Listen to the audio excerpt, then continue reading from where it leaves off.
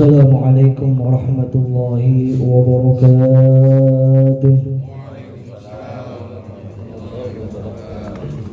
Ila hadrati Sayyidina Muhammad sallallahu alaihi wasallam wa ala alihi wa azwajihi wa zurriyyatihi.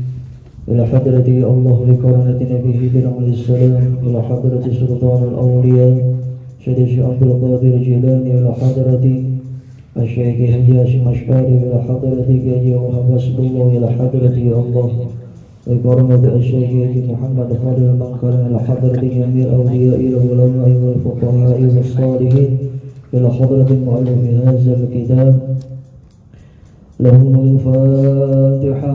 أعوذ بالله من الشيطان الرجيم. بسم الله الرحمن الرحيم. الحمد لله رب العالمين الرحمن الرحيم مالك يوم الدين إياك نعبد وإياك نستعين اهدنا الصراط المستقيم صراط الذين أنعمت عليهم غير المغضوب عليهم ولا الضالين آمين آمين يا رب العالمين. بسم الله الرحمن الرحيم. الحمد لله الذي قد وفق للعلم خير خلقه وللتقى. أشهد أن لا إله إلا الله وأشهد أن سيدنا محمدا عبده ورسوله. اللهم صل وسلم وبارك على سيدنا محمد وعلى آله وصحبه أجمعين. أما بعد، قال الله تعالى في كتابه الكريم وهو أصدق القائلين: أعوذ بالله من الشيطان الرجيم. بسم الله الرحمن الرحيم. يا أيها الذين آمنوا هل أدلكم على تجارة تنجيكم من عذاب أليم تؤمنون بالله ورسوله وتجاهدون في سبيل الله بأموالكم وأنفسكم ذلكم خير لكم إن كنتم تعلمون. صدق الله العظيم وصدق رسول النبي الحبيب الكريم. Yang sama-sama kita hormati guru kita Al-Mukarram Bapak Nahrawi, yang sama-sama kita hormati guru kita Al-Mukarram Al-Ustadz Ridwanullah Sarjana Sastra Arab, yang sama-sama kita hormati orang tua kita dan yang kita tuakan Al-Mukarram Bapak Mansur Mahmud, yang sama-sama kita hormati Ketua Sanggar Silat Saung Ji'i Al-Mukarram Bapak Idrus Saleh beserta seluruh jajarannya, Dewan Pengajar Al-Mukarram Bapak Aris Dianto serta hadirin yang dirahmati Allah Subhanahu wa ta'ala. Puji syukur kehadirat Allah Subhanahu wa ta'ala yang mana dengan karunia nikmatnya alhamdulillah pada malam hari ini kita masih diberikan kesempatan untuk berkumpul bersama dalam rangka rutinan kita tiap 1 bulan sekali, yaitu kita menghatamkan Al-Quran, kita baca Ratibul Haddad, kita baca Rawi, dan juga kita tidak tinggalkan yang namanya ta'limul ta'alim.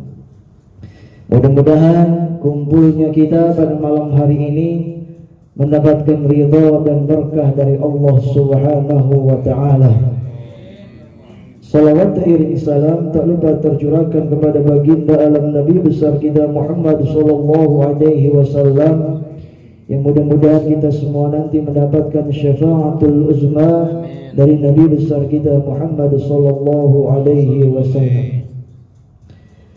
Hadirin jamaah yang dirahmati Allah Subhanahu wa ta'ala,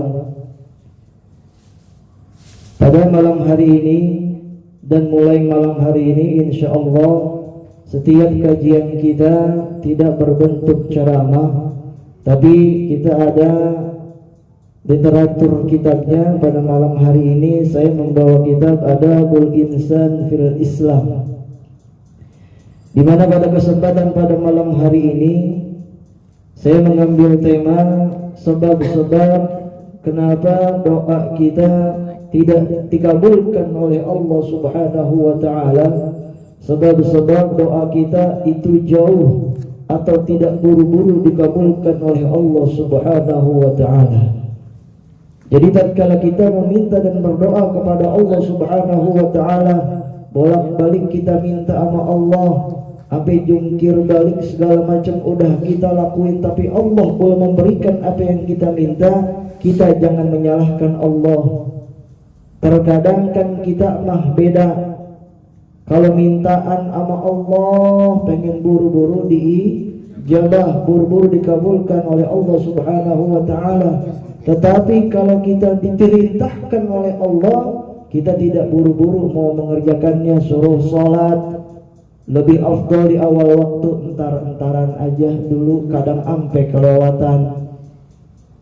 Kita suruh benar-benar puasa di bulan Ramadan, kita menjaga puasa kita agar tidak hanya mendapatkan lapar dan haus saja, tetapi kita kadang masih lalai aja. Puasa kita cuman hanya nahan haus, nahan lapar aja, tetapi anggota tubuh kita, lisan kita, telinga kita, mata kita tidak ikut berpuasa. Nah, kembali lagi, kenapa doa-doa kita, permintaan kita itu tidak dikabulkan oleh Allah Subhanahu wa taala atau ditunda oleh Allah Subhanahu wa taala? Di dalam kitab Adabul Insan bil Islam di sini disampaikan, yang pertama, araftumullah falam ta'uddu huquqahu. Yang artinya kamu mengenal Allah tetapi kamu tidak tunaikan hak-haknya. Hadirin yang dirahmati Allah Subhanahu wa taala, kita sudah berikrar asyhadu an la ilaha illallah wa asyhadu anna Muhammadar Rasulullah, dan kita sudah mengaku beriman kepada Allah Subhanahu wa taala. Hendaklah tatkala kita sudah mengaku beriman kepada Allah, iman itu kita buktikan dengan perbuatan-perbuatan yang baik, dengan perbuatan-perbuatan yang positif, dengan perbuatan-perbuatan yang sekiranya itu mendatangkan ridho dan berkah dari Allah Subhanahu wa taala. Selain perbuatan juga harus kita buktikan dengan perkataan kita. Jangan kita mengaku beriman kepada Allah tetapi kita masih suka menfitnah. Kita mengaku beriman kepada Allah, kita masih mencela. Kita mengaku beriman kepada Allah, kita masih mencaci.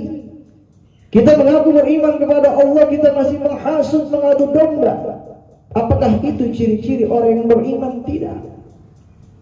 Kita sudah zalim dengan keimanan kita.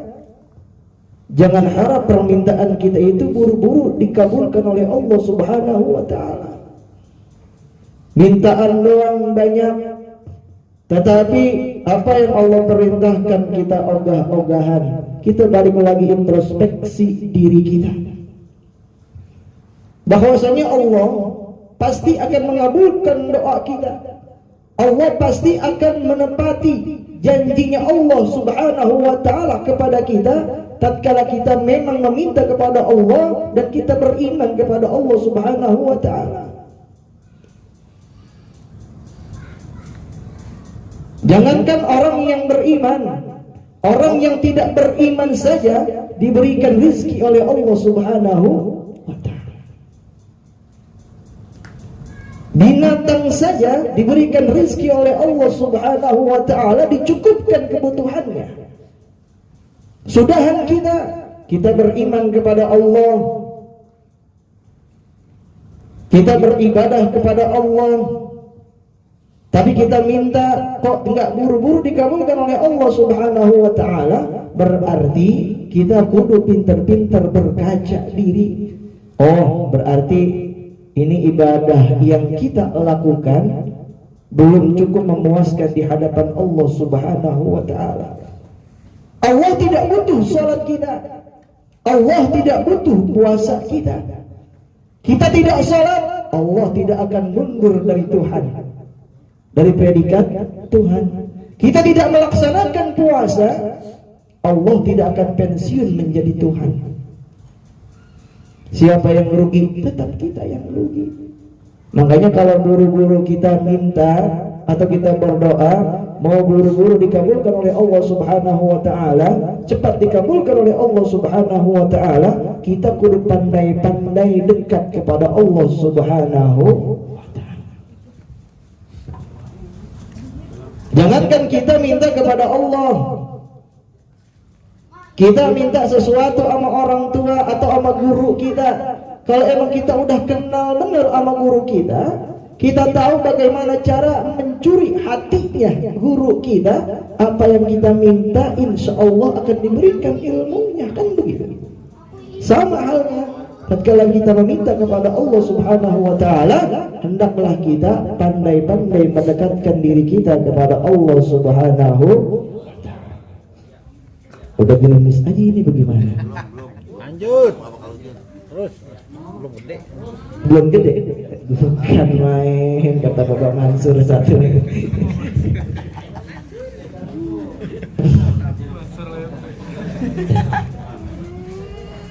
Itu yang pertama. Yang kedua, za'antum annakum tuhibbuna Rasulullah sallallahu alaihi wasallam wa taraktum sunnatahu. Yang artinya kamu mengaku bahwasanya kamu cinta kepada Rasulullah sallallahu alaihi wasallam, tetapi kamu tinggalkan sunnahnya.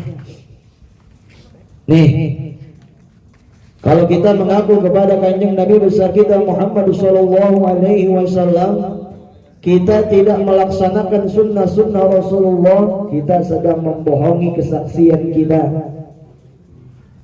Banyak sekali sunnah-sunnah Rasulullah sallallahu alaihi wasallam yang dapat kita terapkan dalam kehidupan kita sehari-hari. Di antaranya cara kita bergaul, hendaklah bergaul dengan yang baik, dalam artian agar pergaulan di antara kita tidak terjadi yang namanya percekcokan dan perselisihan. Hendaklah kita bisa mengatur perkataan kita.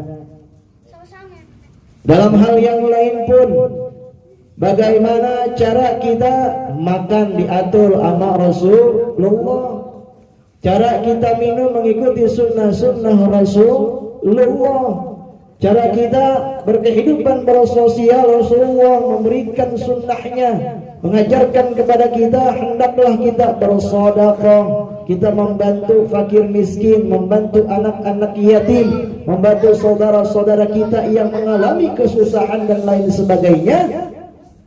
Hendaklah itu kita laksanakan. Jangan ngambil sunnah Rasulullah yang enak-enak doang. Kadang pengen kawin lagi, Bang Idrus Saleh ngikutin sunnah Rasul.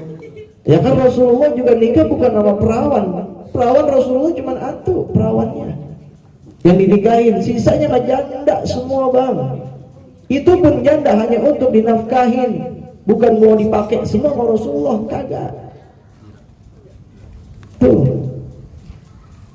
kalau mau ngikutin sunnah Rasulullah sallallahu alaihi wasallam yang sesungguhnya, di antaranya Rasulullah mencontohkan kepada kita melaksanakan sholat malam atau mengerjakan sholat tahajud. Itu Rasulullah sholat tahajud sampai kakinya bengkak. Di kita juga banyak sih kakinya bengkak, ya, di asam urat, ya, gagal ginjal kan begitu, banyak di kita. Bukan karena banyak ibadah kepada Allah mengerjakan sholat sunnah pada malam hari, karena kebanyakan penyakit di kita. Nah sunnah-sunnah yang begini, yang kadang kita nggak mau ngikutin, begitu. Ikutin dah. Kalau kita mau tadi pertama dekat kepada Allah, kita berdoa kepada Allah Subhanahu wa taala di malam hari di mana orang sedang asik tidur, kita memohon kepada Allah Subhanahu wa taala. Ini yang paling enak kalau kita memesan doa sama Bang Awi dan Bang Ipai. Itu kan begadang sampai subuh. Lah kita pada tidur nitip, Bang, ntar jam 2 doain saya punya hajat begini. Beres, beliin rokok 2 bungkus. Nah iya, itu bahasa bang, kilo kan ngasih guru 2 bungkus. Iya, gitu. Kalau dulu waktu saya di pondok, ya yang namanya belajar ilmu hikmah atau ilmu yang berbau spiritual, itu paling tidak tidur kudu di atas jam 12. Itu latihan awalnya tirakatnya. Terus ada lagi kita kudu wiridan di malam hari. Ternyata apa? Tujuannya adalah kalau kita berdoa di malam hari, orang sedang asik tidur, itu insya Allah doa kita cepat nyampe. Karena nggak berbarengan permintaannya. Wah berarti Allah kalau banyak yang minta ribet. Enggak, bukan ke sono artinya. Dalam artian kalau kita memang mengkhususkan diri kita dalam satu waktu untuk memohon kepada Allah Subhanahu wa taala, insya Allah akan cepat sampainya kepada Allah Subhanahu wa taala. Nggak usah jauh-jauh. Kita kan sering main HP, pakai internet. Internet kalau makainya bebarengan ya Bang Dul, itu juga ribet. Lemot lah segala macam. Oh berarti pelayanan Allah lemot? Bukan begitu. Allah tetap melihat, oh si Anu lagi minta, begitu kan. Tapi memang terkadang permintaan kita tidak tepat waktu, atau permintaan kita itu tidak sesuai dengan apa yang kita kerjakan. Permintaan kita tidak sesuai dengan kualitas ibadah kita kepada Allah Subhanahu wa taala. Itu kira-kira Allah ngasih apa kagak? Kan begitu. Juga kalau kita berdoa kepada Allah, minta yang masuk akal bang. Minta yang masuk akal. Kerjaan kita cuman baru begini doang. Kita minta ya Allah, besok pengen beli mobil Fortuner warna putih. Ya enggak? Kasih duit ya Allah, itu kira-kira Allah ngasih apa kagak? Enggak. Pengen doa, minta kepengenan kita, ngomong sama Allah. Ya Allah, kabulkanlah apa yang aku inginkan ya Allah. Kira-kira kalau memang Allah kabulkan, itu kita bertambah beriman kepada Allah, apakah tidak Allah tahu? Jadi mungkin doa yang kita minta sekarang, Bang Idrus minta nih, hajat segala yang apa yang diinginkannya, enggak dikasih sekarang, mungkin nanti sambil udah gede dikasih itu doanya buat sambil. Diijabah hasil doa dari seorang ayah, kan begitu. Intinya, kalau kita memang memohon kepada Allah sesuai ukuran kita, sesuai takaran kita, begitu. Insya Allah kalau sudah begitu kita dekat kepada Allah, sunnah Rasulullah SAW kita jalankan dan kita jaga tubuh kita dari makan makanan yang haram. Sedikit saja kita minum minuman yang haram, itu menghambat doa kita. Kita sedikit saja makan makanan yang haram, itu menghambat doa kita diijabah oleh Allah Subhanahu wa taala. Makanan yang tadinya halal, minuman yang tadinya halal, kita dapat dengan cara yang haram, itu akan menghambat. Sudahan. Minuman yang memang diharamkan oleh Allah, kita minum, sudahan tambah jauh diijabah oleh Allah Subhanahu wa taala. Makanya tadi membuktikan iman kita kepada Allah, kita buktikan dah iman kita. Jangan cuma ngomong doang iman kepada Allah. Cinta kepada Rasulullah, sunnah-sunnah Rasulullah kita jalankan. Kehidupan kita kadang banyak sekali yang kita remehkan. Ini kan zaman sekarang, yang namanya lagi viral corona, diajarkan cuci tangan dulu, segala macam dikerjain. Itu kan Islam sudah mengajarkan. Ya kan, cara makan yang baik bagaimana, cara minum yang baik bagaimana, kan Rasulullah pun menjelaskan. Itu sunnah-sunnah semua sudah diajarkan oleh Rasulullah. Minum jangan sambil diri. Kenapa? Dalam ilmu kesehatan nggak baik. Sampai itu ke pencernaan pun kurang baik. Makanya diajarkan minum sambil duduk, baca doa, juga minum walaupun dalam keadaan haus. Jangan langsung ditenggak, langsung glek-glek-glek. Itu nggak akan menghilangkan haus, sedikit demi sedikit. Contoh nih, bismillahirrahmanirrahim.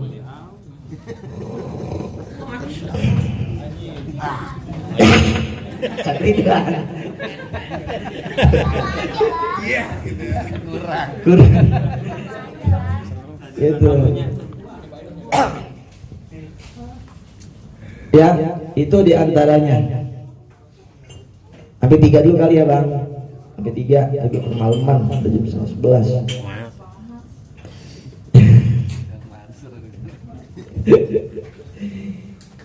Yang ketiga, yang menghambat doa kita tidak diijabah oleh Allah Subhanahu wa taala atau enggak buru-buru diijabah oleh Allah Subhanahu wa taala, qara'tumul Qur'ana falam ta'malu bihi.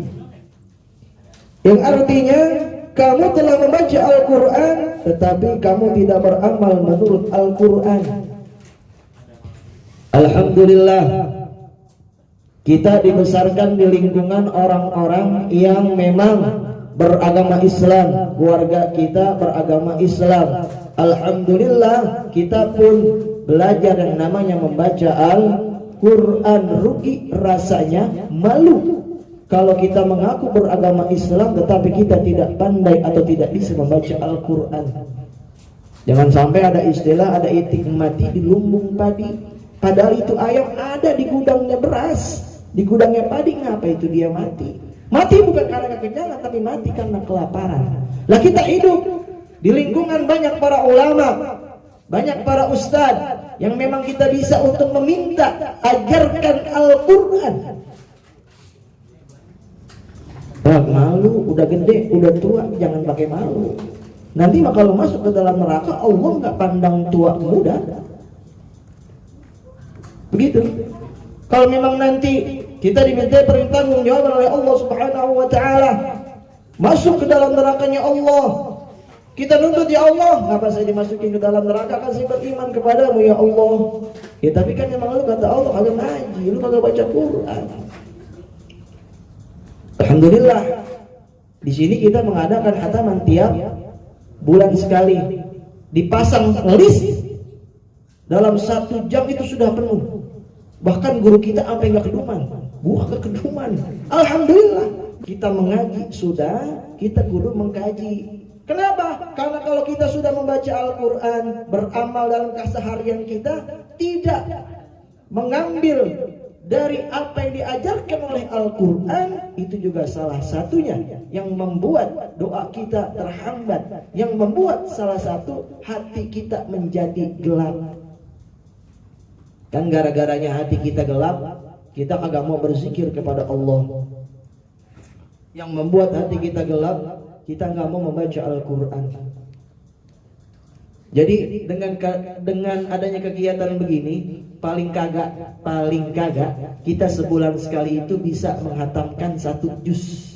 Ini. Coba kalau kita kagak ada begini, boro-boro sebulan kita 1 juz kelar jauh. Ya kan? 1 ain saja dalam 1 hari. Ya Allah, romannya berat. Sudahan tempat kerjaan, ada acara. Berangkat jam 12, pulang jam 12. Sudahan yang kerjanya rampel, masuk 2 hari, libur 2 hari. Ada lagi vakum. Lah kalau vakum nggak ikut kegiatan, rugi bang, rugi. Begitu. Makanya kita selalu minta istiqomah kepada Allah. Ini kegiatan kita udah banyak yang tahu. Jadi kalau udah orang tahu, kadang kalau orang agak dengan imannya rendah, paling cuma sekali 2 kali, ada aja bang yang begitu. Begitu. Kita buktikan bahwasanya kita ngadain begini bukan hanya pencitraan saja, bukan hanya kegiatan ikutan-ikutan saja, bukan hanya kegiatan kosong doang. Bukan cuma bebesan kosong kita ngadain kegiatan bulanan seperti ini. Alhamdulillah, keberkahan yang Allah berikan. Jam 12 malam masih diskusi besok makan berat apa makan ringan. Iya enggak? Lah iya, akhirnya dipasang list ini makanya banyakkan makanan sama orangnya. Coba itu. Iya, itulah wujud keberkahan kita. Oh berarti Allah ridho kegiatan kita seperti ini. Gerimis, nggak geser sedikit pun. Berusaha mau berhenti aja, masih ditahan sama orang tua kita. Begitu. Insya Allah, kalau kita udah bisa istiqomah begini, kan kita begini dah.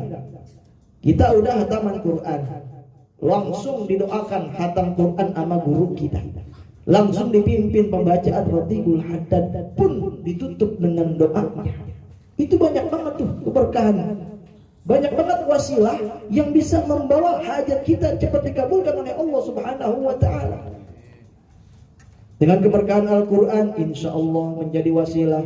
Ilokan di antara kita nih, ada sekitar 30 orang, amin kita ilokan semua digagalkan oleh Allah, kan enggak? Aminnya kita pasti ada yang diijabah oleh Allah. Itulah perwakilan yang nantinya akan membawa nih semua dapat hajat kita semua diberikan oleh Allah. Karena salah satu di antara kita ada yang hatinya bersih, emang ibadahnya cakep, mengerjakan sunnah Rasulullah pun dikerjakan. Itulah menjadi wasilah. Kenapa kita kudu kumpul bareng begini, kita kudu yang namanya ngaji begini, kita doa bareng, tujuannya itu. Bisa aja sambil trakal trikil, dia amin di belakang, bisa aja menjadi wasilah, kan begitu. Tuh ya nggak, langsung turun dia. Begitu. Jadi nggak ada ruginya insya Allah apa yang kita kerjakan. Yang penting apa yang kita kerjakan hanya mengharapkan ridho, berkah dan rahmat dari Allah Subhanahu wa ta'ala. Kita tingkatkan lagi dah tuh keimanan kita. Selama ini mungkin kita ibadah pengen masuk ke dalam surganya Allah Subhanahu wa ta'ala, ternyata Allah nggak jadi bikin surga. Bagaimana, apa kita mau tetap begitu? Enggak. Kalau Allah sudah ridho, kita mau di neraka juga kalau ridhonya Allah nggak jadi masalah. Malaikat siapa yang jagain neraka? Malik. Apakah malaikat Malik ngeluh, ya Allah panas di neraka? Enggak. Karena memang sudah ridhonya Allah. Malik di situ kan begitu. Yang enak mah Bang Ridwan. Nah, enak banget dia mah. Iya. Lah, begitu. Makanya insya Allah kumpulnya kita di sini, ntar kumpulnya lagi kita di dalam surganya Allah Subhanahu wa ta'ala. Enak Bang, insya Allah enak. Kita agak puyeng-puyeng kalau mengadain apa, terus kita kumpul ya nggak pakai ngelis makanan lagi di surga mah. Gitu. Makanya kita berdoa bareng, mudah-mudahan kumpulnya kita ini mendapatkan berkah dan rahmat dari Allah Subhanahu wa ta'ala. Kiranya cukup sekian pembahasan kita pada malam hari ini. Nggak perlu banyak, yang penting semua yang kita lakukan, semua yang kita kerjakan ini ternilai ibadah di hadapan Allah Subhanahu wa ta'ala dan bermanfaat untuk kehidupan kita. Dari saya cukup sekian, kurang lebihnya mohon maaf. Mudah-mudahan bermanfaat untuk kita semua. Allahul muwaffiq ila aqwamit thoriq. Wassalamualaikum warahmatullahi wabarakatuh.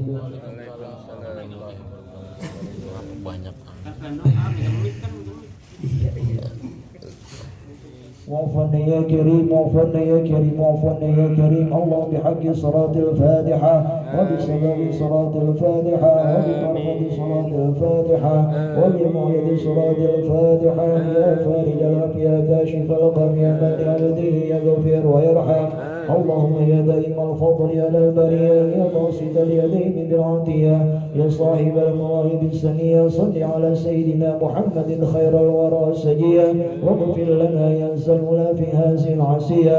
نرد بك العداء من كل وجهة وبالاسم نرميه من المعلم الشداد.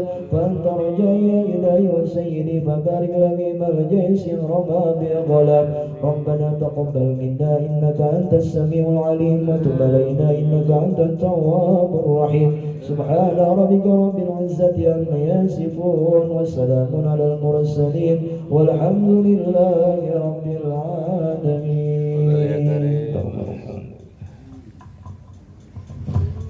يا رب بالمصطفى بلغ مقاصدنا واغفر لنا ما مضى يا واسع الكرم. يا رب بالمصطفى بلغ مقاصدنا واغفر لنا ما مضى يا واسع الكرم. يا رب بالمصطفى بلغ مقاصدنا واغفر لنا ما مضى يا واسع الكرم يا الله بها يا الله بها يا الله بحسن الخاتمة يا الله بها يا الله بها يا الله بحسن الخاتمة اللهم صل وسلم وبارك عليه